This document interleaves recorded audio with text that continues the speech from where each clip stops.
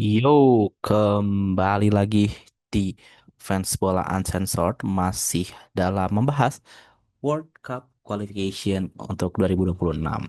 Dan setelah video pertama membahas tentang CAF atau Zona Afrika, sekarang ini kita akan membahas Zona Amerika Selatan yang sudah akan memasuki match day terakhir. Dan untuk Amerika Selatan sendiri, memang ini jatahnya cukup banyak.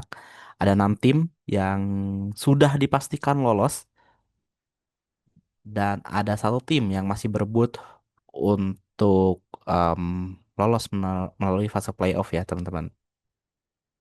Di sini nih ada Argentina yang menjuarai World Cup Qualification zona Amerika Selatan dengan 17 pertandingan 38 poin ini cukup superior dibandingkan teman-teman lainnya, teman-teman Amerika Selatan lainnya. Seperti Brazil di peringkat kedua ini dengan 28 poin dan di bawahnya ini tipis-tipis juga nih. Uruguay 27, Ekuador 26, Kolombia 25, Paraguay 25. Dan ke 6 tim atau ke 6 tim yang tadi saya sebutkan ini sudah dipastikan lolos ke Piala Dunia 2026. Selesai 6 tim sudah dipastikan lolos ke World Cup 2026. Sisanya di peringkat ketujuh ini masih menyisakan dua negara, yaitu Bolivia dan juga Venezuela yang akan memperebutkan playoff interkontinental ya antara konfederasi. Dan ada satu negara sebenarnya yang menjadi satu catatan dari saya, yaitu adalah Chile yang berada di peringkat terakhir dengan 10 poin. Memang eranya Chile ini sudah selesai, sudah berganti. Era-era seperti Arturo Vidal, Alexis Sanchez, dan juga Claudio Bravo ini sudah selesai. Pemain-pemain tersebut usianya sudah cukup tua dan sudah masuk era baru seperti Ben Berton Diaz dan juga beberapa pemain yang lain memang belum dapat mengangkat Chile ke level yang lebih tinggi. Dan maka dari itu uh, negara-negara seperti Paraguay pun yang sudah lama tidak bermain di Piala Dunia, terakhir mungkin 2010 ya di Afrika Selatan, ini kembali ke panggung terbesar 2026 dengan di apa ya bisa dipimpin oleh kembarannya Bang Radit, Miguel Almiron.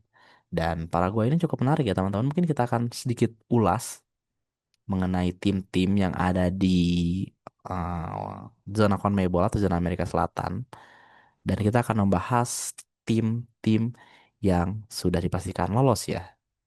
Yang pertama, sang juara grup Argentina. Untuk Argentina sendiri kemarin sudah memainkan laga melawan Venezuela yang rumornya katanya menjadi laga terakhir dari Lionel Messi, namun belum ada statement resmi dari Messi sendiri. So far ini Argentina di Amerika Selatan menjadi tim yang menurut saya yang paling kuat di antara negara-negara yang lain. Namun ya kedalaman skuad yang ada ini bisa dibilang sudah berada di usia matang, bahkan sudah berada di dibilang sudah melewati masa-masanya ya. Seperti di goalkeeper, kalau kita mau breakdown ada 3 goalkeeper di sini, ada Walter Benitez, ada Geronimo Rulli dan juga Emi Martinez atau Dibu Martinez. Ini usianya sudah 30 tahun ke atas, 32, 33, 33. Ya which is nggak ada masalah kalau misalnya di penjaga gawang. Namun untuk regenerasi dari Argentina masih belum kelihatan. Di lini belakang tangguh-tangguh Romero, Balerdi, Juan Foyth. Ini menjadi andalan di klubnya masing-masing. Romero di Spurs, Balerdi di Marseille, dan Juan Foyth di Villarreal. Dan untuk pemain seniornya masih ada Nicolas Otamendi di sini. Pemain-pemain sayapnya kita skip saja ya teman-teman. Dan balik lagi untuk Argentina sendiri, paling untuk darah segarnya ini berada di lini serang. Ada Nico Paz yang bermain untuk Como, ada Echeverri pemain Man City yang dipinjamkan ke Leverkusen dan juga ada Franco Mastantuono yang bermain untuk Real Madrid. Sedangkan untuk juru gedor untuk lini serang ini masih bertumbuh kepada Leo Messi. Kemarin saja di partai melawan Venezuela, Messi masih menggendong tim Argentina ini dengan mencetak kedua gol. Dan namun perlahan-lahan menurut saya Argentina akan menemukan talentnya sendiri karena Argentina menurut saya adalah heaven of talent di Amerika Selatan selain Brazil. Banyak pemain-pemain yang memang seiring berjalannya waktu mungkin akan muncul satu persatu seperti yang sedang naik daun sekarang Mas Tantuono masih 18 tahun dari River Plate langsung ke Real Madrid dan kemarin lawan Venezuela ini bermain inti berposisi sebagai sayap kanan dan untuk lini tengah ini kamu masih bertumpu kepada pemain seniornya itu ada Rodrigo De Paul dan juga Leandro Paredes dan di tengah pun sebenarnya masih ada beberapa pemain ya yang mungkin bisa dijadikan tumpuan seperti Alexis McAllister, lalu juga ada Palacios dari Leverkusen, ada juga Alan Valera dari ya, Porto. Mungkin ini bisa menjadi opsi lain untuk Argentina di World Cup 2026. Dan yang menjadi catatan saya sendiri adalah di lini serangnya ya. Ini untuk Argentina cukup segar, cukup muda. Dan dengan mungkin Lionel Messi ini pensiun sebelum World Cup 2026, Argentina memiliki opsi lini serang yang jauh lebih bervariasi dibandingkan saat ada Lionel Messi. Karena bukan rahasia umum bahwa kalau misalnya tim yang bermain dengan Lionel Messi ini akan menjadi Messi sentris ataupun bagaimana caranya formasinya ini menopang ataupun memenuhi bagaimana caranya bermain Messi dan mensupport taktikalnya agar sesuai dengan Messi dan buktinya dengan taktik tersebut membuahkan hasil untuk Argentina dua Copa America dan satu World Cup. Namun sang jenius La Pulga the Alien ini sudah berusia 38 tahun. It's time to rest.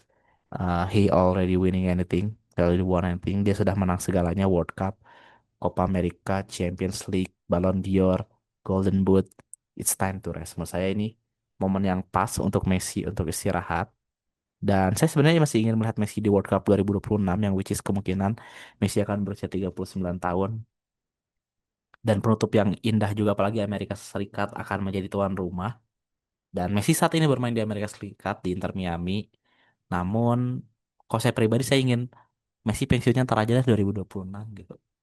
Artinya Messi pensiunnya kemarin anjir 2022 tapi ya balik lagi keputusan Messi dan saya berharapnya dengan pensiunnya Lionel Messi ini dapat memberikan ruang-ruang kepada striker-striker muda Argentina lainnya seperti Julian Alvarez, Lautaro Martinez dan juga mungkin Castro yang bermain untuk Bolonya.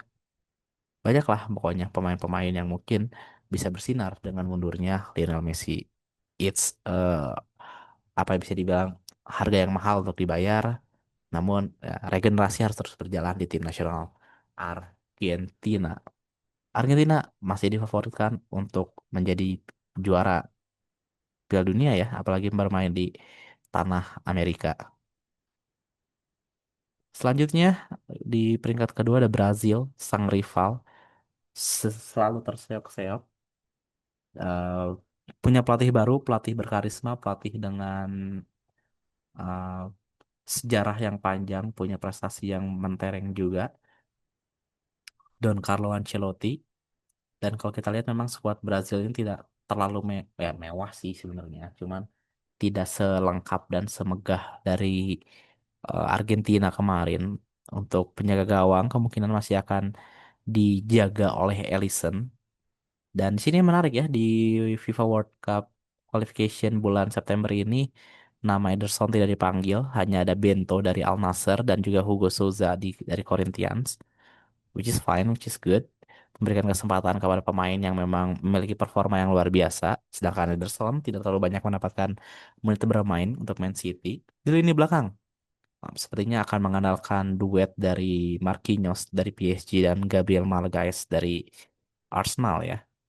Dan bek muda asal Roma yang bergerakkan dari Flamengo Wesley menjadi apa ya bisa bilang ngeleng anjing jadi tumpuan lah jadi sebenarnya AS Roma ini punya punya sejarah bek kanan yang bagus ya untuk Brazil ya seperti ada Cafu lalu juga Maicon dan sekarang ini punya Wesley di sini di tengah megah mewah bagus ada Bruno Guimaraes, Casemiro, Andre Santos dari Chelsea masih muda 21 tahun. Dan ini yang menarik di World Cup qualification bulan September ini Ancelotti memanggil Gian Lucas dari ini tuh Bahia ya. Bahia. Dan ini serang, ini yang paling berbahaya dari Brazil ada Paqueta dari West Ham, Rafinha, Martinelli, Estevao dari Chelsea dan untuk striker ada Gio Pedro dan Richarlison. Sisanya lagi kayak Jorge ya ini dari Cruzeiro masih ya Cruzeiro. Brazil masih memiliki peluang yang besar untuk lolos ke Piala Dunia. Salah satu wonderkidnya Estevao bersinar di Chelsea dan juga Brazil kemarin mencetak gol juga melawan Chile. Brazil tentunya tidak dapat diremehkan meskipun sempat mengalami penurunan, namun Brazil is Brazil. World Cup is all about Brazil. Kayak Brazil ini selalu menjadi daya tarik tersendiri di Piala Dunia. Dan bagaimana Brazil di bawah Carlo Ancelotti yang banyak memberikan kebebasan kepada pemainnya, apakah Brazil dapat melaju jauh atau tidak? We'll see. Saya berharap sih dapat melaju jauh ya, minimal quarter final lah atau semifinal. Selanjutnya Uruguay setelah sudah melewati era-era seperti Luis Suarez, Cavani dan juga Forlan, kini memasuki era Darwin Núñez. Dan untuk Uruguay sendiri teman-teman ini skuad yang mewah juga dapat saya bilang untuk eh, melaju ke World Cup 2026 finish di posisi ketiga. Di lini belakang pun sudah ada Ronald Araujo dari Barcelona dan juga Santiago Bueno dari Wolverhampton Wanderers. Untuk kiper nih, kalau dilihat-lihat ya dari tren kemarin ini masih memainkan Sergio Rochet, asal internasional meskipun memiliki kiper muda potensial. Franco Israel yang sebelumnya bermain untuk Sporting kini bermain untuk Torino. Dan satu catatan yang menarik untuk Uruguay tersendiri adalah dari lini tengahnya yang menurut saya cukup kuat, yaitu adalah Manu Ugarte, Rodrigo Bentancur, dan juga Fede Valverde. Dan untuk opsi lainnya di sini ada Nahitan Andes dan juga Georgian di Aras Kaeta. Namun balik lagi untuk pemain yang di Eropa ini such big name, punya reputasi yang baik, bermain untuk tim besar dan menjadi fondasi yang cukup kuat untuk tim Uruguay. Jika kita lihat Uruguay dalam 10 tahun ke belakang ini kan dimotori oleh pemain depannya ya, seperti ada Luis Suarez dan juga Edinson Cavani. Sedangkan untuk era yang baru ini lebih dimotori menurut saya di lini tengahnya. Cukup solid, cukup kuat, pemainnya bagus-bagus, memain di tim besar, kontribusinya cukup tinggi. Sedangkan di lini depannya tidak terlalu mewah seperti 5-10 tahun ke belakang. Namun Darwin Núñez tidak dapat kita tampikan meskipun kini sudah tidak bermain di Liverpool, bermain di Al Hilal, tapi menjadi salah satu andalan dari Uruguay. Dan honorable mention di tim nasional Uruguay ini adalah pelatihnya, yaitu Marcelo Bielsa. Ini salah satu pelatih yang menginspirasi banyak pelatih di era modern dengan bagaimana cara bermainannya, dengan juga pressing yang ketat, high defensif yang tinggi. Tentunya Uruguay ini akan menarik di World Cup 2026. Apakah akan memberikan kejutan seperti di World Cup 2010 lolos ke semifinal dan menjadi di peringkat 4 atau mungkin ya nggak mungkin peramai sih Uruguay kayaknya bisa lolos lebih jauh lah. Minimal 16 besar ataupun 8 besar. Lanjut ada Ekuador, Ekuador. Ekuador juga ini cukup mewah ya teman-teman skuadnya, terutama di lini belakang. Di sini ada William Pacho untuk PSG, Piero Hincapié yang harusnya pindah dari Leverkusen ke Arsenal, ada Joel Ordonez untuk klub De Brugge dan sang bek sayap kiri dari baru saja pindah dari Brighton kayak AC Milan, Pervis Estupiñán. Di tengah ada Caicedo dan sang wonderkid masih 18 tahun bermain untuk Strasbourg harusnya untuk Chelsea tapi dipinjamkan ke Strasbourg selama 1 musim, Kenry Paes. Dan untuk lini serang ini masih mengandalkan striker gaeknya Ener Valencia. Dan Ekuador tampil cukup meyakinkan juga ini di kualifikasi zona Amerika Selatan dengan finish di posisi keempat di bawah ya mungkin tiga nama besar Amerika Selatan ya seperti Brazil, Argentina dan juga Uruguay. Dan kelima, lanjut di sini ada Kolombia, masih dibayang-bayangin nama besar James Rodriguez. Infonya juga James Rodriguez ini akan pensiun dan tidak akan bermain untuk tim nasional Kolombia lagi. Untuk skuadnya cukup baik, cukup oke untuk dapat bersaing di World Cup 2026, layak lolos tentunya. Penampilannya juga keren apalagi di Copa America edisi sebelumnya, lolos ke final setelah kalah ya lawan Argentina. Has a good run.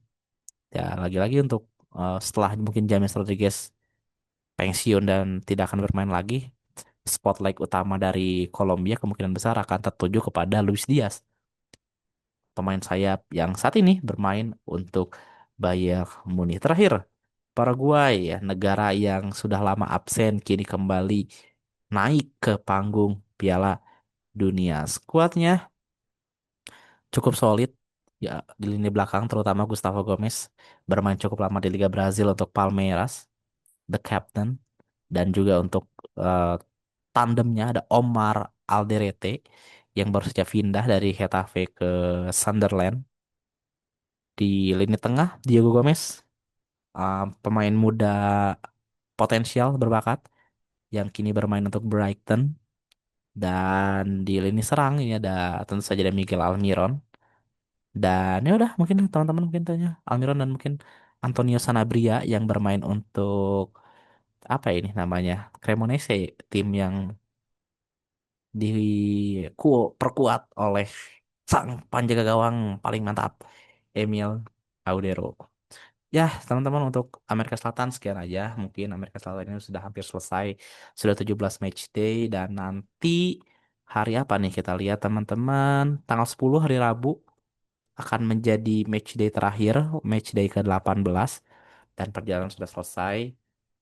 Keenam tim yang lolos menurut saya cukup layak, sangat layak malah untuk bertanding di World Cup 2026 mengingat tim-tim yang biasanya lolos seperti Chile ini kualitasnya tidak sebaik sebelumnya dan ya, selamat untuk tim-tim yang sudah lolos.